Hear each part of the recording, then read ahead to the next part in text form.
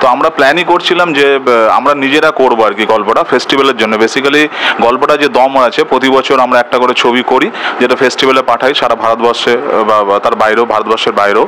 তো আমরা সেরকম একটা গল্প খুঁজি প্রতি বছরই একটা। তো সেই গল্পটা পাওয়ার পরে আমাদের গ্রুপে, তুমি জানো আমাদের গ্রুপে আমরা শেয়ার করি। তো আমরা প্ল্যানও করি যে এটা আমরা ছবিটা যদি কোনো প্রডিউসার যদি আমরা না পাই তাহলে আমরা ফেস্টিভ্যালের জন্য আমরা নিজেরা করবো এবং এটা যত্ন করে করতে হবে, কারণ গল্পটা দমটা আছে বিশাল ছিল। তো আমরা একজনকে বলেওছিলাম তো গল্পটা নিয়ে, তো সে বললে একদিনে করবে। তো তখন একটা তো ভলিউম থাকে, একটা গল্পের ভলিউম থাকে বা গল্পের একটা ডেপথ থাকে। তো তখন বললাম যে এই গল্পটা একদিনে কোনোদিন নামানো সম্ভব না আর কি, মিনিমাম 2 থেকে 3 দিন লাগবে। তো তারপর আরও একজনকে বলেছিলাম, সে বললে হ্যাঁ এটা 2-3 দিন লাগবে এবং এটা সেই প্রত্যন্ত গ্রামে গিয়ে কাজটা করতে হবে। তোমার খোলা হাওয়ায় লাগিয়ে পালে, তোমার খোলা হাওয়ায় টুকরো করে কাছি আমি ডুবতে রাজি আছি, আমি ডুবতে রাজি আছি তোমার খোলা হাওয়ায়। খোলা হওয়ার মধ্যে চলে এসেছি। আজকে যে ব্যাপারটা নিয়ে তোমাদের কাছে আসবো সেটাও গান, ডেফিনেটলি গান, ভ্রষ্টা ছবির গান। এবং ভ্রষ্টায় মুখ্য ভূমিকায় বলতেও লজ্জা করছে, জানেন তো। মানে বিষয়টা হলো আমি অভিনয় করি, আপনাদের বলেছি 2-1 বার অনেক আড্ডা জোনে তো গল্প চলে। ভ্রষ্টাতে সুলতা যে মানে ভ্রষ্টা হবে সেই মেয়েটির চরিত্রে আমি অভিনয় করেছি, গর্বিতা আমি।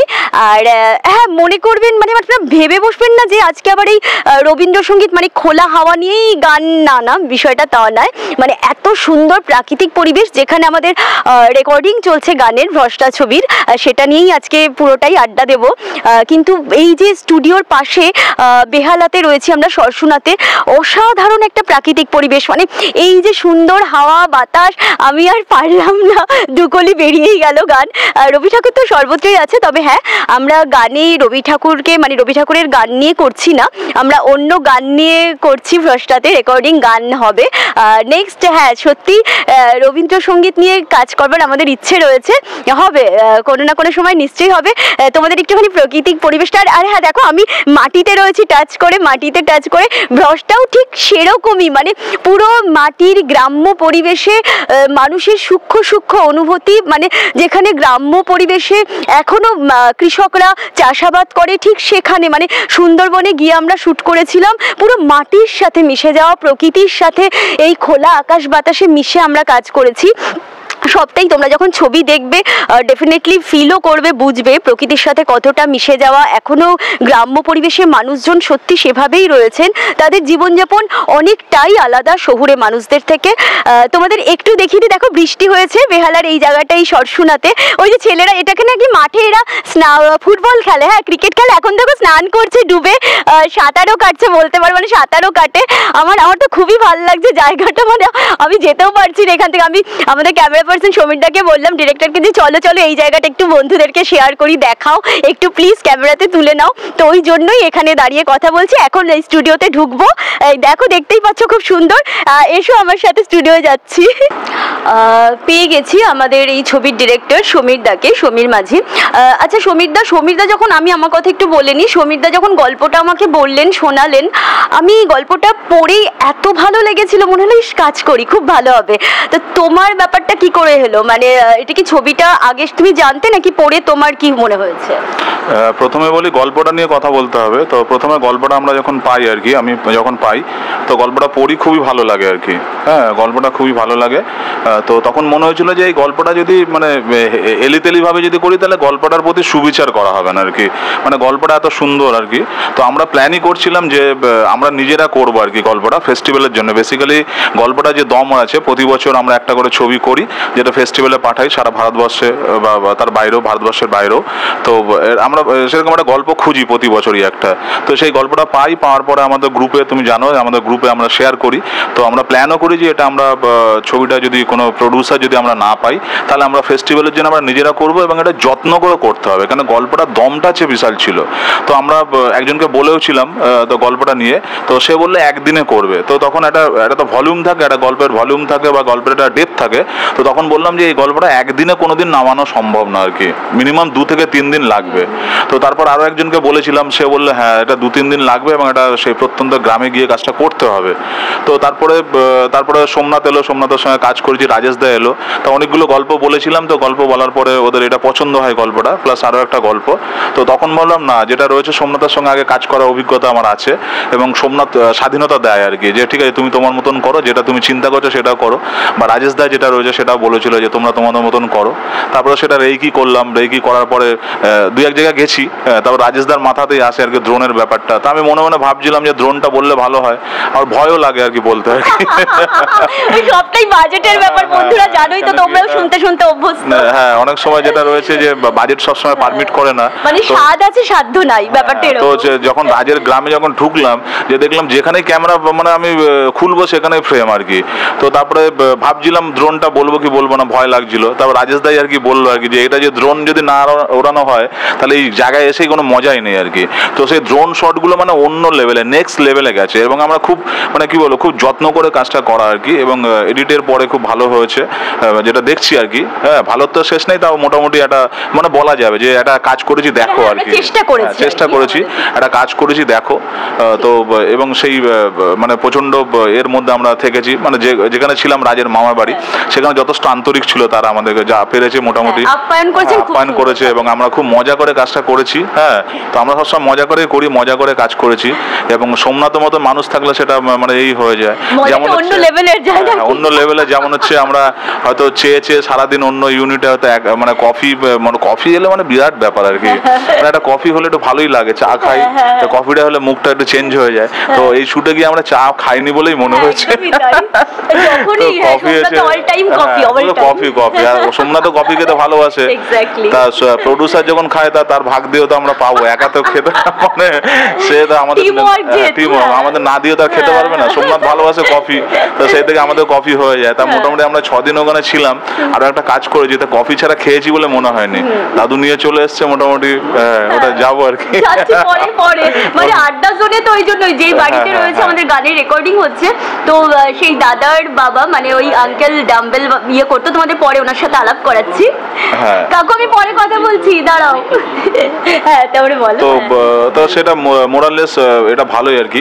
এবং পাশাপাশি যেমন সত্যি কথা বলতে যে দেখলাম যে একটা লিড রোল যেটা রয়েছে, লিড রোলে যে ক্যারেক্টার মেয়েটা, যে ক্যারেক্টার সুলতার যে ক্যারেক্টারটা, তো সেই ক্যারেক্টারটা খোঁজ চলছিল, গর্বিতার কথা মাথায় ছিল, কেন আমরা প্ল্যান করছিলাম আর কি।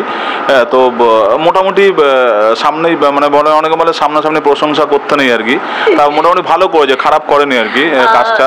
আমি থ্যাঙ্কফুল, গ্রেটফুল সমীরদার কাছে যে উনি আমাকে এই সুলতা চরিত্রে ভেবেছেন যে আমি করতে পারবো, মানে ভাবনার থেকে মানে উনি সত্যি করিয়ে নিয়েছেন এবং ওই যে ভাবনাটা, ওর জন্য আমি কৃতজ্ঞ, চিরকৃতজ্ঞ।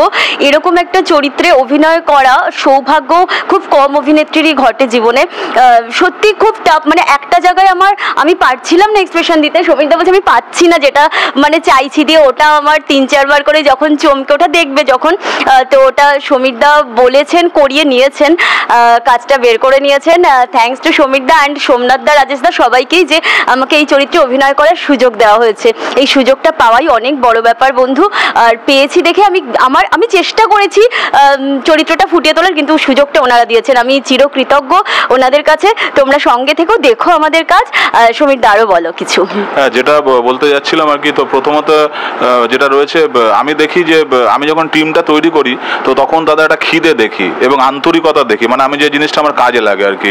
কোয়ালিটি ঠিকঠাক আছে, কিন্তু কোয়ালিটি অনেকে থাকে, কিন্তু অনেকে যে মানে তার আন্তরিকতা থাকে না, ঠিক আছে, মানে কাজের প্রতি আন্তরিকতা থাকে না, ভালোবাসা থাকে না, মানে সে রোবটিক কাজ করা। তো ভালো শিল্পী, ভালো আর্টিস্ট, ভালো ক্যামেরাম্যান, ভালো ডিওপি, যে কোনো ডিপার্টমেন্টে সবাই ভালো, কিন্তু আন্তরিকতা যদি না থাকে, ফ্লেক্সিবিলিটি যদি না থাকে, মাটির কাছাকাছি যদি সে না থাকে, তাহলে আমি তাদের সেই সমস্ত মানুষকে আমি টিমে নিই না আর কি। মানে এটা আমি চুজ করার ক্ষেত্রে এটা করি। তো আমরা চেষ্টা করেছি, কেন কি আমরা শুটিং করতে গিয়ে যে কোনো পরিস্থিতির মধ্যেই আর কি, প্রতিকূল পরিস্থিতির মধ্যে থাকতে হয়, সবসময় তো অনুকূল থাকে না পরিবেশ বা পরিস্থিতি। তো সেই প্রতিকূল পরিস্থিতিতে সেগুলো জয় করতে হবে। তার ফ্লেক্সিবল যদি না হয়, ভালো মানসিকতা মানুষ যদি না হয়, তাহলে সেগুলো জয় করা যায় না। তো সেইভাবে আমরা একটা টিম পেয়েছি, ভালো টিম। এবং সোমনাথ যেটা রয়েছে, সোমনাথ যথেষ্ট, এবং এক্সপোসিয়া পিকচার যে রয়েছে তারা যথেষ্ট মানে আমাদেরকে হেল্প করেছে, মানে কাজ করার জন্য ফ্লেক্সিবিলিটি দিয়েছে, মানে সেই দখলদারি বা নাক গলানো যে ব্যাপারটা সেটা করেনি আর কি, মানে বলেছে তুমি তোমার মতন করো, ফাইনাল রেজাল্ট আমি বুঝে নেবো আর কি। তো সেটা দেওয়ার চেষ্টা করেছি এবং আশা করি এবং এটা কাজটা করে ভালো লেগেছে এবং হয় না মানে মানে মানুষকে বলতে ইচ্ছা করে ভালো কাজ হলে আর কি। তো এটা আমি সবাইকে বলবো এবং এটা স্যাটিসফ্যাকশন যেটা সেটা আমরা হয়েছে স্যাটিসফাইড যে মানুষ দেখুক কাজটা এবং পাশাপাশি যেটা রয়েছে ফ্লিক্স প্রাইম যেটা রয়েছে এটা ওটিটি আসছে, এটা ওটিটিতেও যাবে। সোমনাথে একটা ওটিটি, সোমনাথ রাজেশদা রয়েছে এবং লঞ্চ করলে বলবো তোমাদের ডেটটা ফ্লিক্স প্রাইম, তোমরা ডেফিনেটলি দেখবে এবং ভালো লাগবে, মানে এনজয় করবে। হ্যাঁ, তো কাজটা করে ভালো হয়েছে এবং ফেস্টিভ্যালও বিভিন্ন জায়গায় যাবে এবং পাশাপাশি এটা ফ্লিক্স প্রাইম যেটা রয়েছে সেই ওটিটিতেও আসবে, ওটিটিতে লঞ্চ করবে এবং আমি দেখেছি ফিচার্সগুলো খুব ভালো ওটিটি এবং এটা হচ্ছে আমরা যুক্ত রয়েছি এবং আরও কাজ হবে। প্লাস যারা অডিয়েন্স যারা রয়েছে, যারা তোমরা দেখছো flicks prime flicks prime flicks prime, মানে এটা মাথার মধ্যে ঢুকিয়ে রাখো আর কি। ফ্লিক্স প্রাইম, হ্যাঁ ওকে, মাথার মধ্যে এখন থেকেই ঘুরতে থাকুক যেন ফ্লিক্স প্রাইম যখনই আসবে তোমরা ওটিটিটা দেখবে। ওকে, আর যারা ফেস্টিভ্যালে নন্দনে তো অবশ্যই দেখাবে এটা, মানে ফেস্টিভ্যালে নন্দন ফিল্ম ফেস্টিভ্যাল, হ্যাঁ সেখানে তো আমরা দেখাবো, কারণ কাজটা ভালো বলেও দেবো, তোমরা চলে আসবে দেখতে। কাজটা ভালো হয়েছে এবং সেটা তো নন্দন অবশ্যই দেখাবে, সেই কনফিডেন্সটা আমাদের রয়েছে।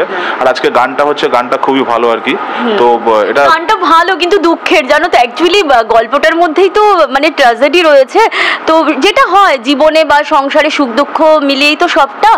তো সেখানে আমি শুনছি এত দুঃখের গান, ইস একটা যদি নাচা গানার হতো, ও যা বোঝোই তো মানে, কিন্তু না সেটা হবে অন্য ছবিতে হবে, ডেফিনেটলি আমরা করব মজার গান, খুশির গান, আনন্দের গান, কিন্তু এই দুঃখের মধ্যেও সুখ থাকে, আনন্দ থাকে, সেরকমই একটা গান আমাদের হয়েছে এখানে চুজ করা হয়েছে এবং রেকর্ডিংও হচ্ছে। শুনবে দেখবে, এটাও ভালো লাগবে, এটাও গুনগুন করবে আমি শিওর। আচ্ছা, পাশাপাশি আরো বলতে চাই যে আজকে যেহেতু গান রেকর্ডিং হচ্ছে সবাইকে নিয়ে আসা সম্ভব না, আমাদের এই টোটাল টিমটা কলাকুশলী যারা রয়েছে বা টোটাল টিমের সঙ্গে যারা যুক্ত ছিল, গান রেকর্ডিং হয়তো সবাইকে নিয়ে আসা সম্ভব না, মানে এটা পসিবলও না আর কি।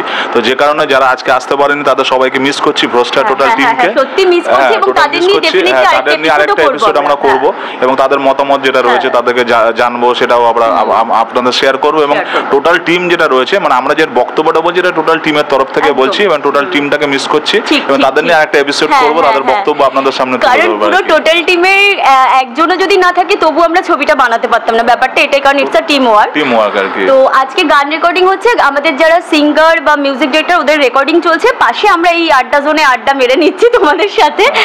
নেক্সট টাইম ওদেরকেও নিয়ে আসবো, হ্যাঁ আমরা মিউজিক ডিরেক্টর ওদের সাথেও আলাপ করিয়ে দেবো একটু পরে, হ্যাঁ ব্রেকের পরে। তো আরেকটা অ্যানাউন্সমেন্ট যেটা করবো, যেটা ফ্লিক্স প্রাইম যে ওটিটি রয়েছে আমাদের ছবিটা যাবে, পোস্টারটা যাবে এবং পাশাপাশি কেউ যদি ছবি দিতে চান আর কি, আপনারা যারা রয়েছে ছবি দিতে চান, সেটা বিভিন্ন মানে বিভিন্ন রয়েছে, মানে বিভিন্ন স্কিম তাদের রয়েছে বা বিভিন্ন পলিসি রয়েছে, যারা ছবি তৈরি করেছেন অলরেডি এবং যারা ছবি দিতে চাইছেন আর কি, যাদের কাছে ছবি রয়েছে কিন্তু তারা দেখাতে চান বা হ্যাঁ সেটাই সেল করে ফিল্ম হতে পারে, শর্ট ফিল্ম হতে পারে, ওয়েব সিরিজ হতে পারে বা তাদের সিনেমা হতে পারে। তো সেগুলো হচ্ছে আমাদের সঙ্গে যোগাযোগ করতে পারেন বা ফ্লিক্স প্রাইম যেগুলো রয়েছে তাদের সঙ্গে নাম্বার দিয়ে দিলে হয় না কি, মানে যদি কোনো বন্ধু নাম্বার যেটা রয়েছে আমরা কমেন্ট বক্সে নাম্বারটা দিয়ে দেবো এবং পাশাপাশি যেটা ডেসক্রিপশনে আমরা নিয়ে নেবো, হ্যাঁ নাম্বারটা, হ্যাঁ ঠিক আছে, ডেসক্রিপশন যেটা রয়েছে ডেসক্রিপশনে আমরা নাম্বারটা দিয়ে দেবো, প্লাস কমেন্ট বক্সে নাম্বারটা দিয়ে দেবো, সেখানে এক্সপোজিয়া পিকচারের সঙ্গে যোগাযোগ করতে পারেন, আপনি আমাদের সঙ্গে যোগাযোগ করতে পারেন, তাহলে কোনো অসুবিধা নেই। সেখানে যারা দেখাতে চাইছেন, ভালো প্ল্যাটফর্মে আপনারা দেখাতে চাইছেন, সেটা ভালো platform flicks prime flicks prime flicks prime, সেটাকে আমরা কাজ করবো না, ছালাপালা করে দিতে হবে যে আমাদের যেটা রয়েছে দেখতেই হবে, এরকম একটা ব্যাপার হবে। তো আপাতত এই পর্যন্ত থাক, আবার যারা রয়েছে মানে এবার যারা সিঙ্গার রয়েছে, মিউজিক ডিরেক্টর রয়েছে, তাদের কথা শুনবো, রেকর্ডিংটা হয়ে যাক তারপরে শুনবো। আমরা তো অনেকক্ষণ আড্ডা দিলাম, বকবক করলাম, এবার একটু জল টল খেয়ে নিই। আমাদের প্রজেক্টের নাম ভ্রষ্টা ভ্রষ্টা ভ্রষ্টা ভ্রষ্টা ভ্রষ্টা ভ্রষ্টা, এটা আসছে ফ্লিক্স প্রাইমে ফ্লিক্স প্রাইমে ফ্লিক্স প্রাইমে। ধন্যবাদ বন্ধু। সুমিতা পারে বাবা মাথা, আমি এতবার বলতে পারলাম না, ডিরেক্টর করে ঢুকিয়ে দিতে হবে। তো আমাদের প্রজেক্টটা কষ্ট করে কাজ করেছে, সেই শীতে কাজ করেছি, আর তুমি যে পানা পুকুরে চান করেছো, ঠিক আছে, এত কষ্ট করে কাজটা করেছো, মানুষের মাথায় তো ঠোকাতে হবে। এই না হলে ডিরেক্টর বস, যাক পানা পুকুরে চান করে তোমার সর্দি লাগে না, এটাই বড় ব্যাপার। পানা পুকুরে চান করে মোর সর্দি লেগেছে, নায়িকা সর্দি লাগলে চাপ হয়ে যেত না। সোমনাথে এত কফি খাইয়েছে, সর্দি লাগার চান্স ছিল না, চান্স ছিল না আর কি। থ্যাংক ইউ সোমনাথে, আরো কাজ হোক আর কি, আরো কফি খাবো, আরো মজা করে কাজ হবে, মজা করে কাজ করবে, সঙ্গে থাকো আড্ডা। থ্যাংক ইউ সো মাচ পুরো ভিডিওটা দেখার জন্য আর আমাদের সাথে থাকার জন্য। তোমরা প্লিজ এইভাবে সাথে থেকো আড্ডা জোনে গর্বিতার। তোমরা সাথে থাকলে সত্যিই খুব ভালো লাগে। দেখো একা একা তো ঘরে বসে থাকি, মন খারাপ করে, কথা বলার মানুষ পাই না, তো সেখানে দাঁড়িয়ে তো এই যে তোমাদের সাথে এত বকবক করি আমার খুব ভালো লাগে। মানে আর যখন তারপরে তোমরা ভিডিওগুলো দেখো তখন তো আরও আনন্দে মনটা ফুরফুর করে ওঠে। তো যাই হোক, যারা এই চ্যানেলে নতুন, যারা দেখছো ভিডিওগুলো ভালো লাগছে, প্লিজ চ্যানেলটাকে সাবস্ক্রাইব করো, সঙ্গে থেকো আড্ডা জোনে গর্বিতার। ভালো থেকো, সুস্থ থেকো। আবার পরের এপিসোডে দেখা হবে নতুন কোনো টপিক নিয়ে। টাটা।